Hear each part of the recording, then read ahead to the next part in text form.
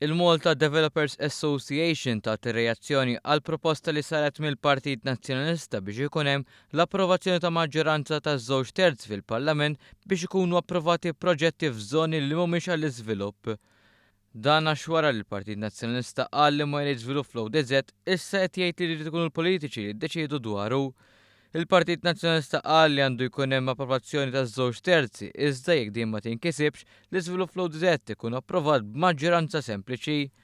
L-Assoċjazzjonist qarret li għalkemm il-Partit Nazzjonalista jrid li jkun hemm l-approvazzjoni ta' aktar minn żewġ terzi tal-Kamra, l-MDA ilha tisħaq li bħala regola m'għaddix tingħata aktar art tal-iżvilupp il-barra miż-żona tal-iżvilupp.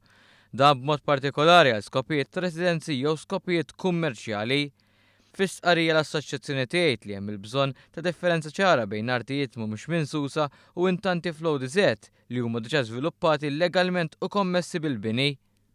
Huma stqaraw ukoll li l-ewwel ikun hemm qbil minn kulħadd dwar fejn għandha tkun il-linja speċifika bejn żona l-iżvilupp u le. Jidher li meta saret din il-linja saru xi inġustizzji li jikkonċernaw biċċiet żgħar ta' artijiet. Dawn faċilment jistgħu jkunu rranġati għaliex hu ovvju li l-linja ma tagħmilx sens kif saret, sostniet l-assoċjazzjoni. Jrid ikun hemm definizzjoni ċara tal-kelma proġetti dan sabiex ikun kuntest prattiku, kompla jgħinat fir-reazzjoni li juriet kemm il-proposta tal-Partit Nazzjonalista hija vaga u mhux studjata.